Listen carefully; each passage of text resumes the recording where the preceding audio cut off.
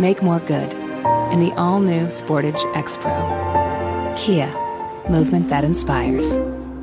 Quaker Steak and Lube is throwing open the garage doors and setting up the umbrellas. It's patio season. Come enjoy great food, drinks, and fun in the sun. There's always something happening at Quaker Steak and Lube, but we're really amping up our event calendars for our favorite time of year.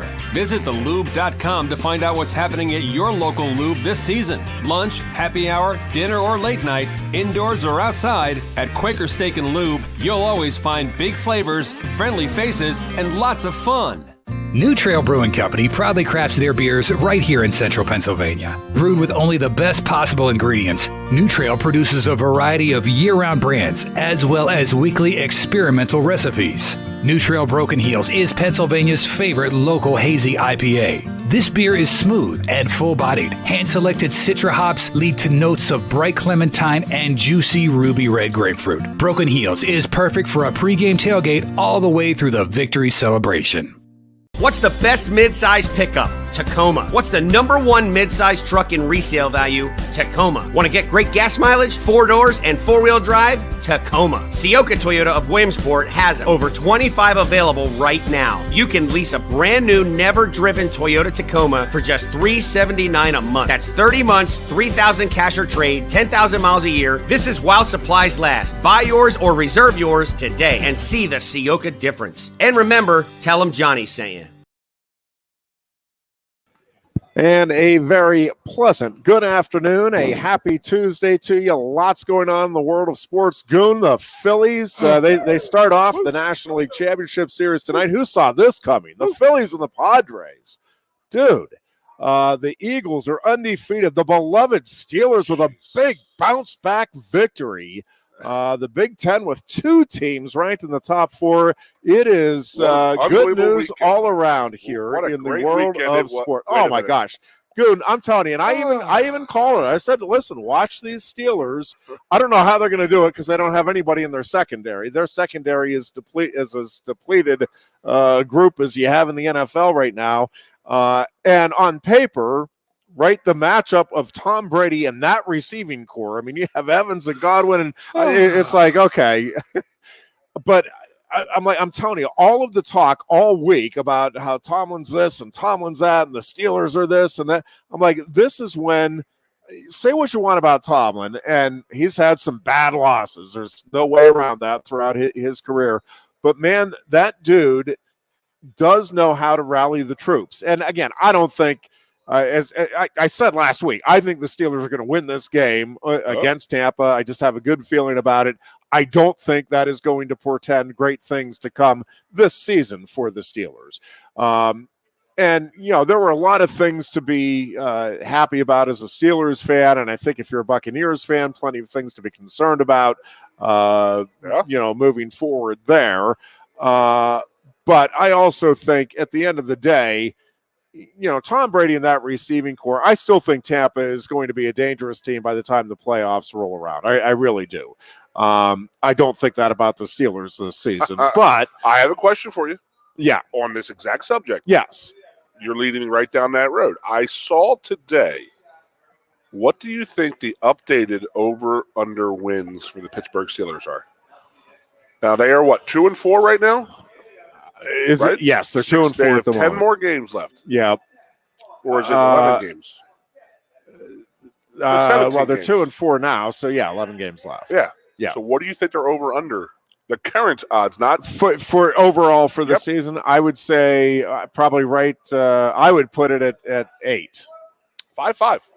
Wow. See, I still think I was for one thing. By it. Well, I mean, I could justify that too, and I don't think, and that may end up being closer. It's just, again, I think Tomlin will find.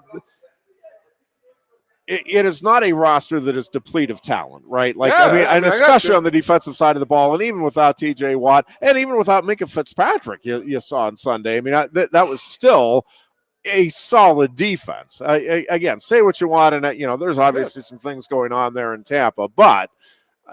I mean, it's still Tom Brady and a darn good receiving core, and the Steelers were able to, you know, get it done on both sides of the ball to to minimize the impact that Brady and that offense could have they just in that game. Show they have a tough road ahead. They do play in a very, very tough conference. Yes, division. Although it is. I don't think there's any team there, and it is. All three of the other teams are very talented in terms of the roster. I also think none of those teams are consistent enough that you feel overly confident right now if you're a fan base. Like the Ravens roster, and I mean they should be 5-1, 6-0. Coming out, they really how to should stop be. Lamar, and that is he doesn't have the receiving core, so this is very true. Make him beat you with his arm. And and listen, we'll see how the season plays out. I do think Tomlin's run of having 500 or better records is in big time jeopardy. That was my buddy's scenario. He says Tomlin doesn't lose teams. No, and I don't think he's going to lose this one. I really don't. For one thing, I do think there's a lot of leadership there in that locker room and on that roster, and I think there's a lot of pride within that organization, and I think they know. I think most of them deep down know that this was not a year that they were going to make a run at the Super Bowl. Like, I mean, I know everybody every season wants to have that as your goal, and I have no doubt that Mike Tomlin sincerely was preaching that, and I suspect Mike Tomlin actually believes that they were. I think that dude actually goes into every season believing that he can make that team a Super Bowl contender. But there's so many things that would need to go right. And you would have had to have either Trubisky or Pickett just catch fire, which, listen, could still happen, right? I mean, Trubisky looked very good when he came in on Sunday. He really did. And that receiving core, has talent, just, again, not consistent. Defense when it's healthy, but it's going to be a while till it's fully healthy. So I don't know. This season to me is kind of a throwaway season. I want to see, progress. I want to see how some things come together. And then I think, it's going to be a critical offseason in terms of determining, on the age factor with some of the veterans who have been stalwarts. Do they have another year, meaningful contributing year left, or do you need to bring in some youth? And then, somehow, one way or another, they're going to have to figure out that offensive line. The O-line is still what do you want to ask a huge issue. What's the Eagles? Do you have any eligibility left? Oh. You want to go play for the Steelers? How's the paycheck? Of course I would. Yeah, I got one play before my neck or back goes out. Listen, I will say the Eagles still have I would put theirs at I would put it at about 14.5. It's 13.5. Okay. So they're saying 13.5 and 3.5. So 13-4, you're going to lose that bet. So I mean that's 11 games. They got to win 8 games to win that bet. Yeah, 8 out of 11. Now they have played Washington and Dallas in their conference division. I just thought the numbers were a little skewed. There was a little off, but you could see it either way. You just talked maybe a little bit on saying this and that, and then you could also sit there and say, well, no, they have that or they don't have it. But 14-3 is a tough. That's tough. Now, the big news, though, and the reason we're here is, the dreams of an undefeated season gone. But the Penguins played well last night with the Canadians. And having a tough overtime loss like that, again, it was probably pie in the sky thinking to think the Penguins could go undefeated the entire season. But, that is by the boards now. The only kind of sour note on that otherwise dynamic sports weekend. Of course, the big news Saturday. We got the Phillies today. Yeah. Flyers tonight. 2-0 Flyers, by the way. Yeah. Undefeated Flyers. They're on fire. The undefeated Sixers. On My fire. Good motto. What is going on in this world right now? No, I hear you. Oh, man. But what a. Well, listen, Saturday we were wanting to see, big road game.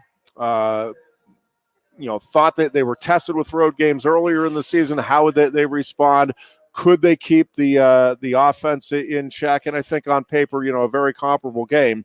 And listen, my hat is off to get the job done the way that team did. Is very impressive. And now State High gets to go for a 9-0 record here on Friday after the big win over Harrisburg. I thought, the defense showed up big, holding that Harrisburg team to just 6 points, Goon. That is not insignificant, my man. You were there, right? So it was just a great win. I wish I had been. Oh, really? Yeah. No, I was glued in front of the TV watching some other game. Well, did you see the videos of what I said happens every time when you play at Michigan? The little halftime scrap. There's a fight every time you play them. Well, it's a ridiculous setup. It is a horribly ridiculous bad setup, and it just pushes towards, like, there's an angst that builds up. I saw the video today of Franklin getting in a little bit. Did you see that one? I did not see that. Yeah, Franklin was yelling at Michigan people to calm your MFers down and shut your effing mouths, and you guys need to shut up. And it just goes. I'm telling you, it's just it broke them.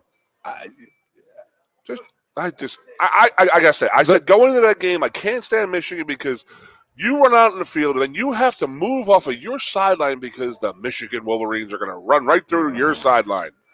And I noticed that we came out second, by the way, and I don't remember if we did that before or not in the past. I really don't. I seem to recall them running right through our. And I always used to hate it. Like, get the hell off our sideline. That was always my thing. And then running up the tunnel, they're chasing you down, and they sitting there screaming the whole time, and everything echoes. So you hear every word everybody says. And it's just like they're behind you chirping the whole time. Every time I've been there. It was one of the most just disappointing performances that I can remember. And I mean, there are some others that, certainly go back over the years, the Toledo game and, Cincinnati in '83. I mean, there have been a lot of games. Just go Cincinnati '83. Oh, yeah. Is that after they lost to the NC State Wolfpack? But listen, I think that. Wow. So I was telling Booch before we came on here today, I'm in a couple of group chats as we're watching the game Saturday. And, like everybody, I'm genuinely perplexed. And you certainly know the X's and O's better, Goon. But I really thought, I wasn't expecting that we're going to see a whole new offensive scheme or anything. But did you see any wrinkles like off of what they had done through the first 5 games? And I mean, just like subtle things with blocking. And again, I consider myself between the average fan and Sure. but not an expert. I mean, I don't sit down. There was a time when I did sit down and review the entire game tapes, and may come to that time again. But I don't do that, so I'm not sitting here telling you that there were no wrinkles. But man, there was nothing obvious, and there were a few things that were especially disappointing to me. And the biggest, obviously, and it's no great insight here for sure, but the fact that both lines got absolutely manhandled. Right. And, the one thing I'll give PJ Musta for credit for owning up and, calling it embarrassing. And I don't know what other word you could use, because that was, I mean, you had to be embarrassed as you came off the field if you were associated with Penn State. I mean, that was for a game that had as much buildup as any on Saturday. And the thing that just kind of magnifies the whole problem is every other big game on Saturday, right, was a great game. Or at least a competitive game. Maybe not. I mean, Tennessee, Alabama. In your group chats, by the way? Tennessee, Alabama, yes. There was. So yeah. They were the ones that weren't really complaining and griping about all that much. Not as much. There was such a silver lining going on for the Philly and with the Philly fans. So, but listen, I mean, you have. Yeah, I'm with you. And it was a great college football Saturday, Penn State aside. I mean, it really, like that Tennessee-Alabama game was amazing. gripping, compelling stuff, and watching that fan base celebrate the way it did. And I mean, it was if you had no interest, and no rooting interest, and I really don't. I mean, I was pulling for Tennessee just because I wanted the underdog, and like everybody that's not an Alabama fan, I want somebody other than Alabama in there. But I mean, it was just a fun game to watch. The USC Utah game was a fun game to watch. Whole thing? And honestly, here's because I fell asleep during it, and then I woke up at about 1:00, and I'm flipping around, and I stumble on the Padres. Dodgers, and I ended up watching the last two. I missed the big seventh inning for the Padres when I turned it on, and I don't know exactly what time it was, but it was 1:10, 1:15, somewhere in there. And the Dodgers are coming up, and so I saw the last inning and a half of that game, and the same thing. It's like the fan base again, everywhere. Somebody that has no rooting interest with the Dodgers or Padres. I mean, it was compelling, and it was fun to watch the fans and the players, enjoy the moment and all of that. So there was a lot of that on Saturday to sit back and enjoy.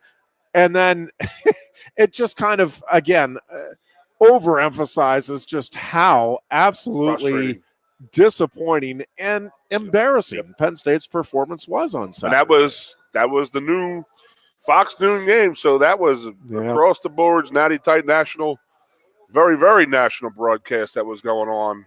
And listen, I was not shocked. I mean, I really did think going in it was a toss-up game. I'm like, I can definitely see Michigan winning this. Being competitive, but holy cow! And so my great insight to my buddies is listen, I think you just have to accept for the moment, and I'm not saying that this is here and forever, as some in the Penn State fan base, it's it is funny to me just the way fans react and overreact one way or the other.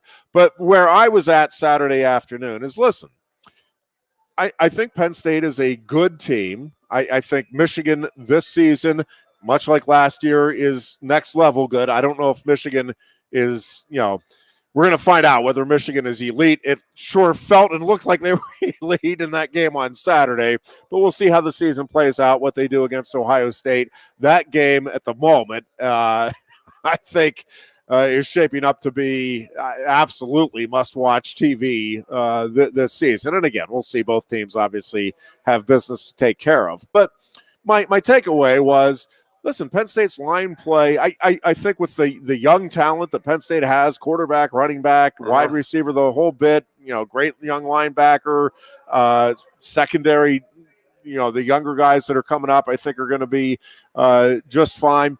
But you're not going to get to that next, the James Franklin, now infamous elite speech. You're not going to get there unless you can improve the line play significantly. And that, the I think frustrating thing from a fan's perspective is that is the toughest thing to develop. And it if you are missing a running back, right? If the running back is what you need to get to the next level, you can get that, potentially. I mean, you got to get the right guy and all that, but you can get that in 1 year. It is difficult and nearly impossible to go from a subpar offensive line to a dominating offensive line in a year. Like that, both offensive and defensive line, that is a process, and it's a couple of years to get, and you got to start with getting the right guys and then develop them.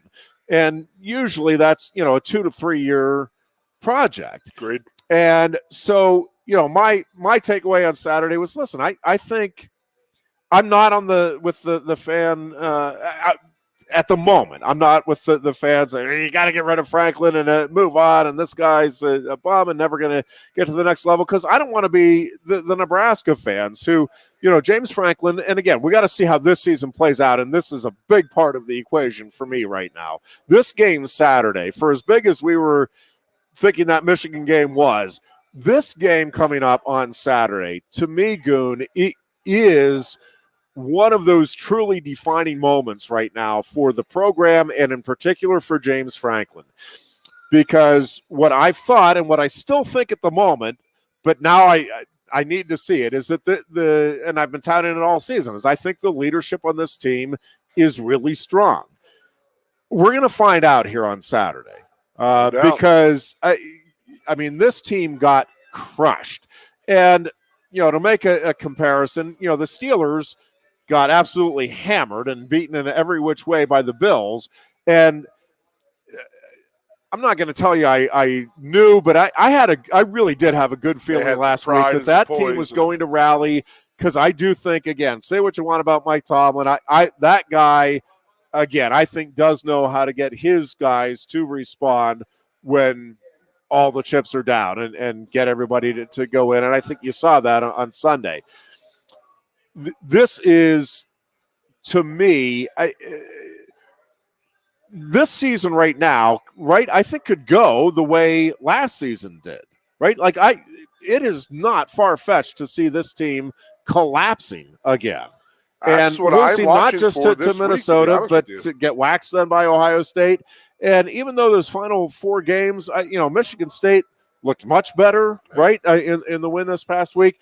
Rutgers and Maryland, and we'll see what's happening with the quarterback situation at Maryland, but those 2 teams are much improved. And as we talk about every year, Goon, like those are the 2 teams that the thing they want more than anything else is to beat Penn State. Like that is, those guys will be diving in. And I'm telling you, if this Penn State team loses to Minnesota and gets crushed by Ohio State, I will not be surprised if they lose both of those games, but certainly not surprised if they lose to at least one of the 2 between Maryland and Rutgers, right? Like, I mean, this thing has the potential to come off the hinges. But on the other hand, right, it may be that Michigan just, again, it is a team that could contend. I mean, that's what it looked like on Saturday, is that looked and felt like a national title contender to me. And so, I think if Penn State responds, comes out and takes care of business and slows down at least a good rushing attack in Minnesota and figures some things out offensively and gets the win in front of a sellout crowd, homecoming, whiteout, all of that, then regardless of what happens against Ohio State, I think you set yourself up then to be able to make a good stretch run. And if you do, again, you get to 10-2, and everybody knows that you're good, but you're not there. You're not Tennessee this season, Tennessee, Alabama, Ohio State, good. But it is not embarrassing. The game Saturday was embarrassing, but it is not embarrassing to be a 10-20 team, which is where I think Penn State could be if it goes out and executes the way it needs to and responds the way it needs to. What you said about the Steelers and having pride and poise, and they had toughness. They got absolutely shellacked by Buffalo 2 weeks ago, and come back and have a huge upset of the Buccaneers. And listen, the thing is, the Bills are up here, and the Steelers are here, and the Buccaneers are somewhere in between. I mean, I think the Buccaneers, again, overall this season are still a better team and are going to have a better season than the Steelers. But, so nobody, again, is thinking that Steelers win over the Buccaneers. Now look out. And I don't think a Penn State win over Minnesota. Yep. It's, okay, look out, Penn State is going to be a top 5 team. Nope, not this year for sure. They have to go out and play this week. But so there's a couple of prevailing thoughts for me after sitting down and thinking about it. So I'm still very concerned about the line play, as any human being who watched that game would be with Penn State. And I do think that is not I'm not expecting it to be a short-term fix. I don't think that's something that, okay, they go into the offseason, they get some things adjusted with the strength program, get a couple of recruits in, and bang, look out, Penn State dominates next year, and they're right there in the national title hunt. But, you have presumably some recruits already in the program that you're thinking can get that next level good, although James Franklin's comments after the game have me scratching my head a little bit on that front. I had a lot of scratching with but those yes, comments. but I think that, you have a couple of years window with, you think anyway, in today's college football world, you don't know for sure. But presuming that the transfer portal doesn't go crazy here and that you have Drew Aller and Nicholas Singleton and Katron Allen and the whole group that you're expecting to be young and rising, if, and it is a huge if, it has been for the last couple of years and it remains, but if they can get that line to, on both lines really, get to that next level from where they're at. And again, I'm not saying next level like Alabama dominant good. I'm saying a game where you go in and against a great line, you can hold your own most of the time, right? Like an above average line. I think this team still has a chance within a couple of years to be in the hunt, but that is a huge if that can come together. In the meantime, and I've really been thinking about this because, listen, I want Penn State to be winning national titles. I mean, I want Penn State to dominate in all sports, right? Like that's what every fan base does. But at the end of the day, being, and especially, and I know Penn State fans now are tired of hearing it, but coming out of that scandal, if you are a program that is consistently winning 10 games a year, if you're getting to 10 wins 2 or 3 times out of every 5 years, and you're getting nine wins those other couple of years, and again, I'm take the last 2 years out of the equation for the purposes of this discussion. But if that is where you're at and you're not getting to that next level, and I get James Franklin's paid a lot of money, but so are the other top 10 teams, coaches in the country. Texas, Alabama, all of these schools are also paying big money. There are only 4 teams at the moment that get to the college football playoffs. And the narrative right now is that, well, if you're paying James Franklin this money, you have to get to the college football playoffs. And listen, I'm with you. I want to see it.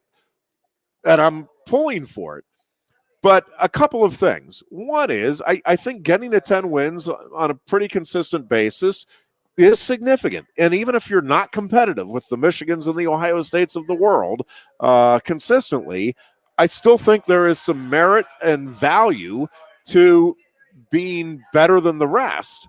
And I really worry about Penn State trying to chase down what they think is going to be the great coach that is going to get you there, and getting into a Nebraska cycle where Goon, again, and listen, I don't think James Franklin's in any real danger. I mean, I don't know, but I don't think he's in any real danger, regardless of how this season plays out this year, because I think Pat Kraft wants to get in there and work with him and see what they can do together over the next couple of seasons, especially with the young talent that they have on the roster.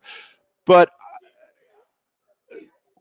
I think if, and again, I'm saying it is a big if, because I can see this season going to an 8-4 type of season, which would be where would you be with that? I think it would be crazy disappointing. I think we talked about this before the season began, that there are, and I think 8-4 was kind of the general consensus. I think most prognosticators were putting Penn State at 8-4, and I think we had this conversation in the preseason where, to me at the time, it was how do you get to that 8-4? Because if it was you win your first 7 games and then you lose 4 of your last 5 and you're getting blown out in 3 of them or something like that, so it's all about kind of where you feel Penn State is. And I thought if it was a couple of close losses early and they got better, they were competitive in all of the games, you could feel good about 8-4 depending on what you felt the trajectory was. Where we're at now is there are some in the fan base that if this team does go 10-2 and wins a bowl game, there's still people that are going to say it was an unsuccessful season, and until James Franklin goes, they're never going to get there. And I'm using Nebraska as the primary cautionary tale that you don't want to be that school that in 10 years looks back and says, oh, yeah, Bo Pelini / James Franklin, that wasn't that bad. We were winning a lot of games. Talk to me here. We weren't winning national titles, but we were winning a lot of games, and now we're not. And you start chasing, and that's one of the things I want to, for those that think, all Penn State needs to do is get rid of James Franklin, get that great game day coach in there. Fantastic. Who is that great game day coach that's going to recruit the way Franklin is at the skill positions, and that not that you think, that you hope, but because if you're getting rid of Franklin, it's because you think you get this guy, and by God, we're going to win national titles or at least be in the Big Ten championship game 3 or 4 out of every 5 years. I mean, that's what the fan base is. Those that are saying we got to get rid of Franklin are saying is you think Penn State is a program that rightfully should be in the Big Ten championship and college football playoffs as often as Ohio State, and that's fantastic. I'd love to see it. And who is it other than James Franklin that you think is definitively going to get there for the same money? And I'll sit back and wait for you to answer that, because I don't that you can get, and I don't know that there's anybody. I mean it with Nick Saban, Lincoln Riley, whoever you think is the hot great coach out there. Because James Franklin, by the way, was that guy when Penn State got him. James Franklin was the coach that everybody in the country was saying, man, if you could get that guy, that is the it guy for the foreseeable future. Like, that is what James Franklin was when Penn State hired him. And I just don't, because of everything involved now with NIL, and again, I'm not saying that a Lincoln Riley or pick your coach couldn't come in and have that success. What I'm telling you is I don't know that there's anybody that can come in and that I would feel confident would clearly outperform what James Franklin's teams I'm 100% have with done. You on that. Now, I have to ask you, you're comparing to Nebraska, I get it. Solich and Pelini, they both left under similar circumstances, nine-win season type of things. Solich maybe had some off-the-field issues, and then Pelini wasn't exactly fan-friendly.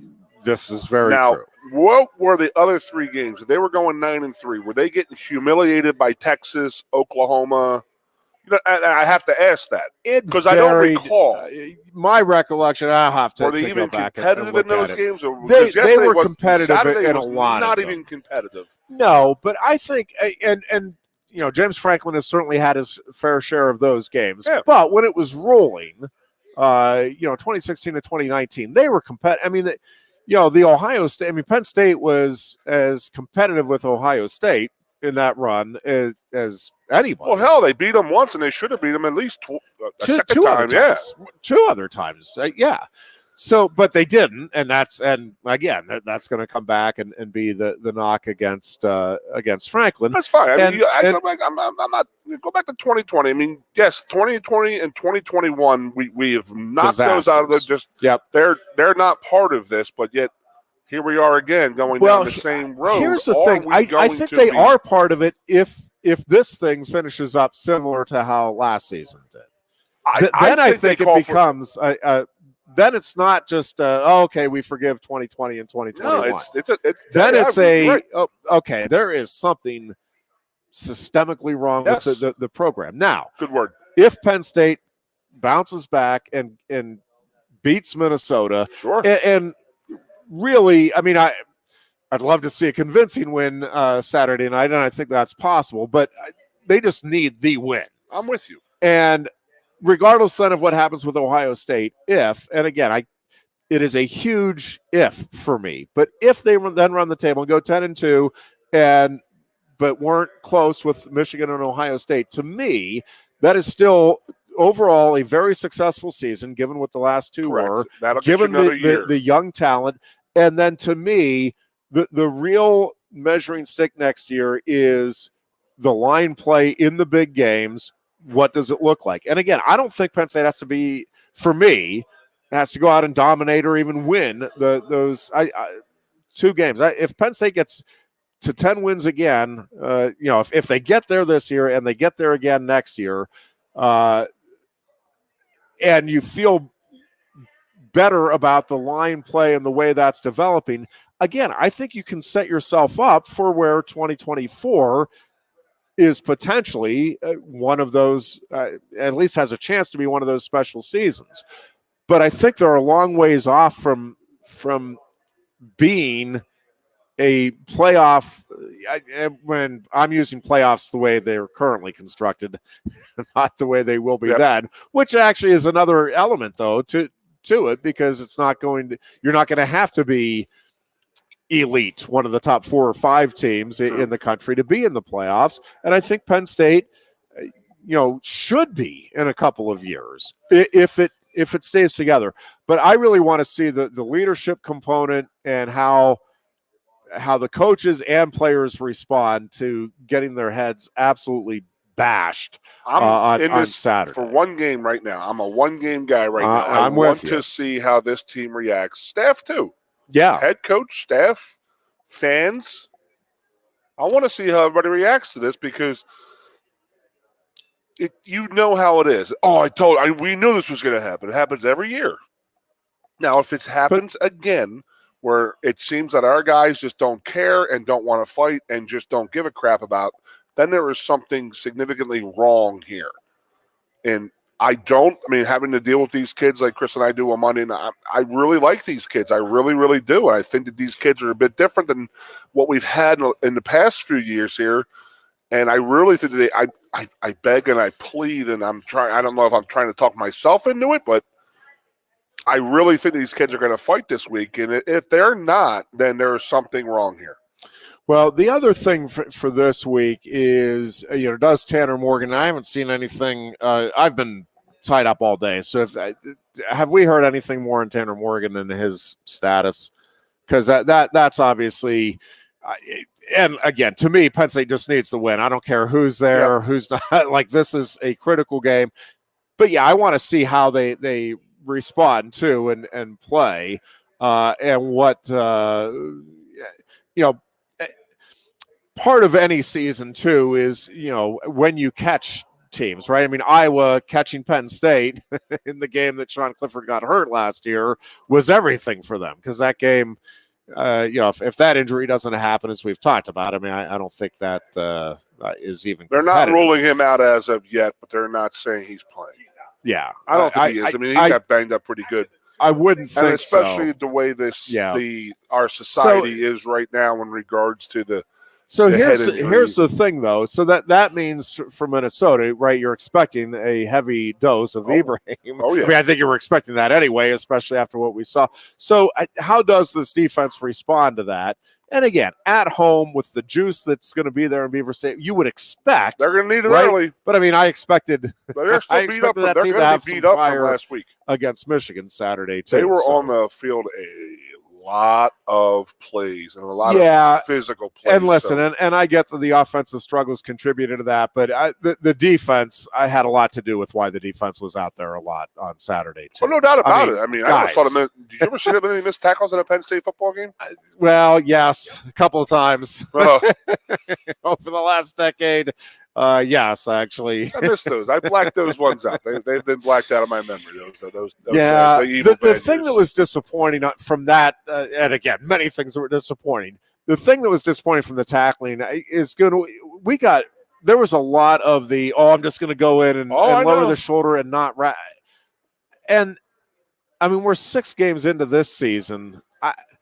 Like that stuff, early in the season, I can kind of understand it, and all right, we haven't been in games. How are you not rapping at this stage of the season? And young kids, but I mean, it was a lot of older kids too. That just drives me crazy. The lack of fundamentals is discouraging. And we changed defensive coordinators, and there still seems to be that same issue. So, and offensively, again, I don't know what the answer is, but I mean, they bring in Shiraka and all kinds of hype and expectations, and it felt like just bland and nothing new. And Yurcich then comes in and same thing, all kinds of hype. And man, it just does not feel like we're getting much at all out of that from a game planning standpoint.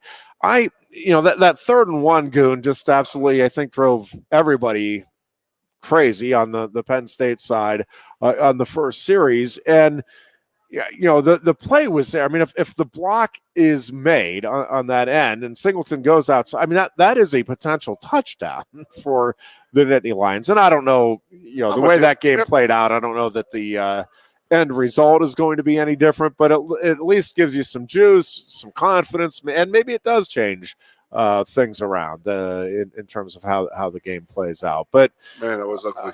But it was just so consistently. And again, I'm not pinning it all on Jurisic or the coordinators or the game planning or game calling or play calling, but it felt like there was a real lack of creativity there. And I really, going into the game, I thought Penn State would come out with some short passing attack. I thought we would see a lot of the tight ends. We didn't in terms of the passing game. I thought we'd see some swing passes, again, just to get a little bit of rhythm early. And I thought we'd see a lot more then of Sean Clifford and the run pass option. But after it was set up, I don't know. It is discouraging. I keep coming back to disappointing and discouraging are the two words, but it really is that the 2 weeks and we changed things up and ready to go, fired up. We're going to see where we're at, and that is what you came up with. And I just I don't know. Again, I am not ready to give up on the coaching staff, the season, any of that, but it was just so disheartening and a punch to the emotional gut of Penn State fans and to that Penn State program. And again, I think going into halftime, I had that feeling like, okay, man, we're still in this game. Well, I really thought there would be some adjustments, and that's even one of the things I texted. I'm like, I am really curious. Can't be any worse than it was in that first half. I'm not overly confident, but I'm curious to see what adjustments did Penn State make? Nothing. I mean, if they did, they were obviously ineffective. But in the tunnel, I don't know. And then to give up the 2 long touchdown runs on back-to-back plays, also that to me, I'm not going to call in to question people's efforts, but that is a lack of pride in what you're doing out there. You cannot do that in big games. If a guy just beat you on a big run, like that next series, like your mission as a whole defense, like each individual has to be not letting that happen again. And you did. I don't know. There was just nothing. Nothing to hang your hat on defensively. Well, the punting was again good. Well, I mean, Penn State, I will say this. The time we needed the punt, we didn't. Penn State's punting was much better than Michigan's on Saturday. Michigan's was like non-existent. Oh, wait. Your stat man, do you ever remember a non-kicking game? Do you? I don't remember playing anybody and not punting. Yeah, it was, I remember doing that to people. I do want to see, because to me, this game Saturday now against Minnesota is everything. It's huge. It is absolutely enormous. How this thing at least has a chance to progress. 2016 was that game that they had 5-6 years ago. I remember being at a wedding and they went to overtime and that changed that season around.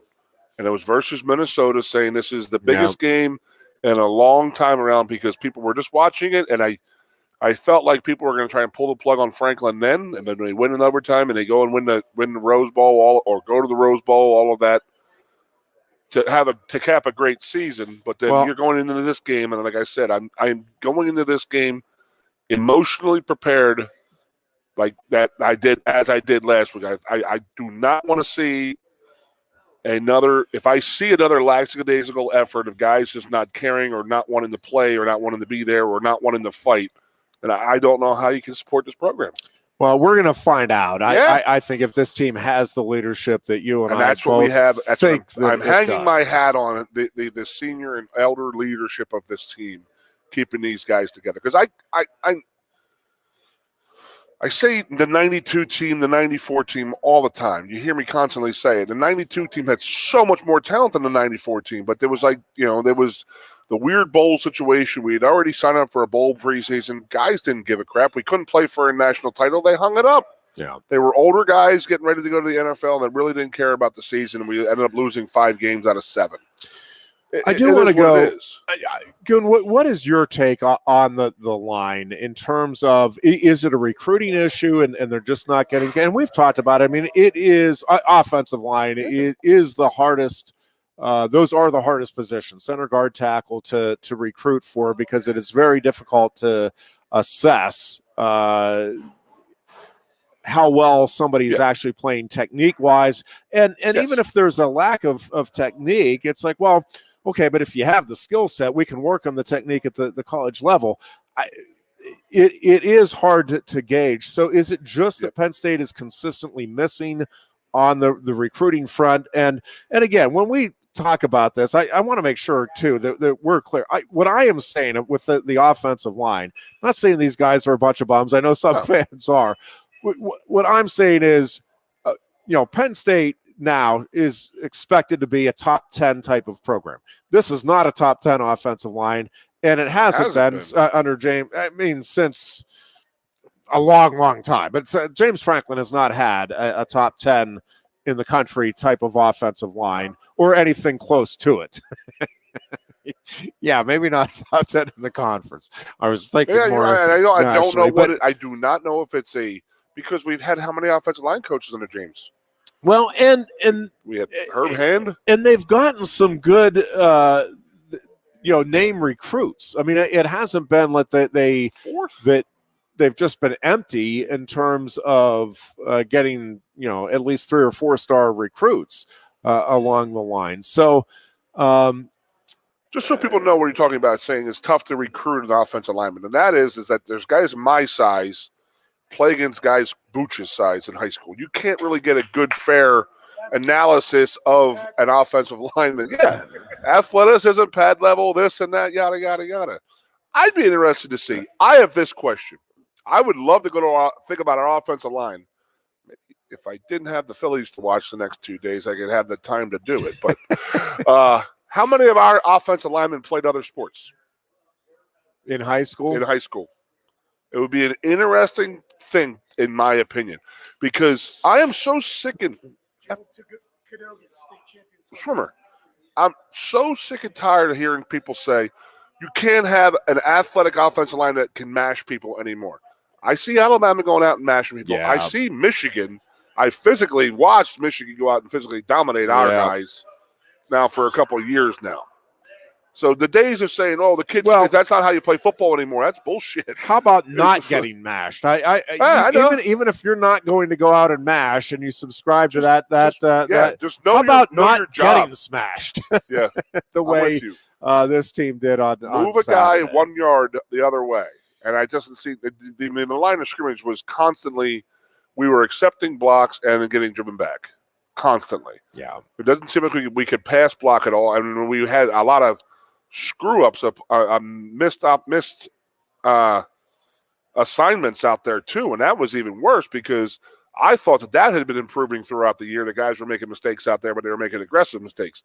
It just seems like our guys were just completely outmatched there Saturday on both sides. On the other side, the defensive line wanted to freak me out because I didn't think that they would do that to our D-line. And listen, again, I'm not breaking this down the way a coach would, but to the naked eye, as a fan, the thing that was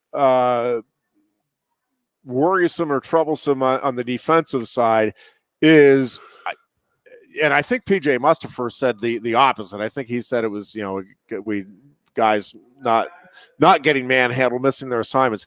What it looked like to me, Goon, is that they just got manhandled, and that is something. I think missed assignments, while disappointing, it's something, okay, well, we can work on and improve that. If you're just getting absolutely beaten up, and that's, again, to me, what it looked like, the defensive line. I get that they got worn down in the fourth quarter, but I'm talking in the first quarter. They were getting blasted. We need to restate this. It's the defensive front, not the D-line, because the linebackers didn't do anything either. they were getting blasted too. This is true. So that's the defensive front. We should rephrase that. Not just the D-line was getting manhandled. The whole defensive front was getting manhandled. No, but not. And you're putting a ton of pressure on your safeties to make a lot of tackles like that, and you're going to have those long runs when they need to come up and make those plays. But I don't know. Chris, did you retweet that picture, like the second play of the game, of the safety being like 25 yards off the ball? It was unbelievable. I'm watching it. It was like a play after Joey Porter's. But how about that, opening the game with that defensive penalty? I mean, and you're just sitting there. You're like, come on, man. I mean, how Michigan of a call can you have right there? Yeah. And that's just a referee trying to say, well, this is our game. We're controlling this game. No, we're not going to let the players determine this game. Yeah. And I wonder if there was trash talking before the game. I don't know. And that may have been the referee's way of saying, okay, we're getting control of this game. Which, now that I'm saying it out loud, it actually might have been an issue. The way the halftime went with a little bit fight, scraps. But I would not put that past both teams to have that happen. And the referee, they made an effort to say the first, suspect play we're calling. And it calmed the team down. But, Chris, he put retweeted something. And I don't know who said it, but somebody said, this is the second play of the game. It's 2nd down and 4 or something like that. After 2 plays after, and we have a safety that's 22 yards off the ball, and the slot comes out, does a 10-yard, and just catches the ball with nobody around him. And it was just like, it was unsound defense is what was going on. But that was just one play. It could be just one play, a mistake. But again, I mean, we'll talk more about this Thursday. But my God Almighty, was that just frustrating to watch? And offensive, defensive wise, your question to me earlier was, what is it? Is it systemic, or is it? Or development the wrong people? I don't know. And I don't know. And Noble has a theory that, if you're a great D lineman, you're going to only 3 or 4 certain schools. You're going to go to Ohio State, Clemson, or Alabama if you're a great D lineman, and it's sort of turning that way in the offensive line a little bit. I mean, Michigan is now the top dogs right now, but Ohio State's offensive line is better than Michigan's. So, I mean, we better be ready to go this week and next week, because they will do the exact same freaking thing. And with the way Minnesota is going to try to run the ball this week, again, we got beat up last week, but they were on the field a long time, and they need to get a lot of kids rotated in and out of here, because we will wear out. We got to put the pressure on them on offense too. Our offense needs to put the pressure on their offense by scoring some freaking points. Well, and at least getting some first downs, like develop a little bit of rhythm, so that, even if you're not scoring, you're giving a little bit of a break to the defense. And again, the defense can, if your offense is going 3 and out, force their offense to go 3 and out. The defense,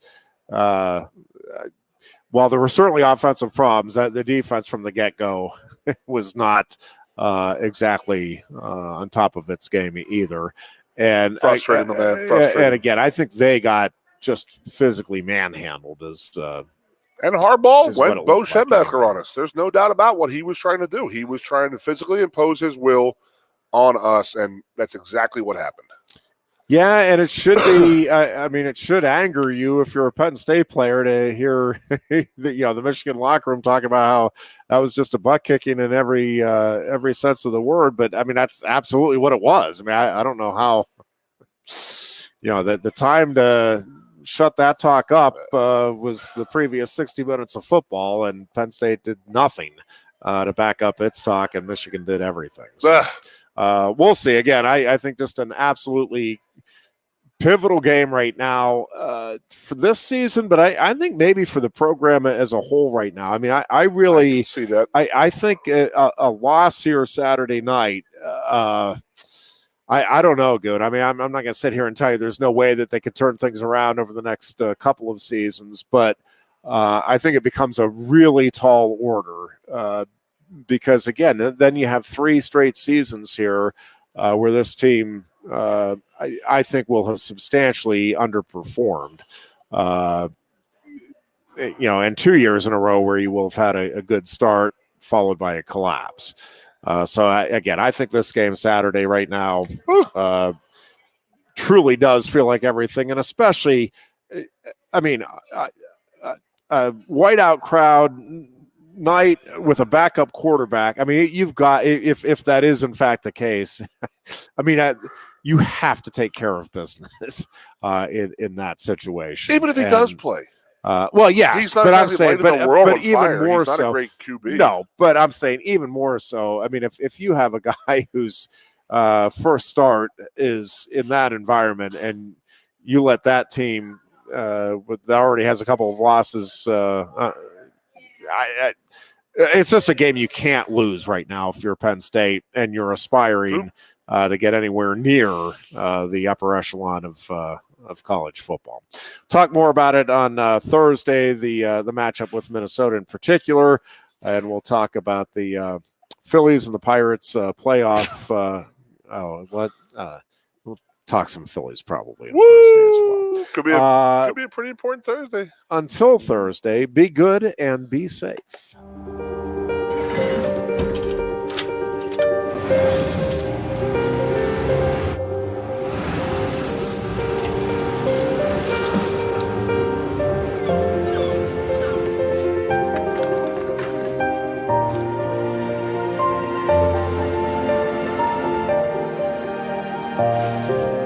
Make more good in the all-new Sportage X-Pro. Kia, movement that inspires. Quaker Steak and Lube is throwing open the garage doors and setting up the umbrellas. It's patio season. Come enjoy great food, drinks, and fun in the sun. There's always something happening at Quaker Steak and Lube, but we're really amping up our event calendars for our favorite time of year. Visit thelube.com to find out what's happening at your local lube this season. Lunch, happy hour, dinner, or late night, indoors or outside, at Quaker Steak and Lube, you'll always find big flavors, friendly faces, and lots of fun. New Trail Brewing Company proudly crafts their beers right here in central Pennsylvania. Brewed with only the best possible ingredients, New Trail produces a variety of year-round brands as well as weekly experimental recipes. New Trail Broken Heels is Pennsylvania's favorite local hazy IPA. This beer is smooth and full-bodied. Hand-selected Citra hops lead to notes of bright clementine and juicy ruby red grapefruit. Broken Heels is perfect for a pregame tailgate all the way through the victory celebration. What's the best mid-size pickup? Tacoma. What's the #1 mid-size truck in resale value? Tacoma. Want to get great gas mileage, 4 doors, and 4-wheel drive? Tacoma. Sioka Toyota of Williamsport has over 25 available right now. You can lease a brand new, never-driven Toyota Tacoma for just $379 a month. That's 30 months, $3,000 cash or trade, 10,000 miles a year. This is while supplies last. Buy yours or reserve yours today and see the Sioka difference. And remember, tell them Johnny sent you.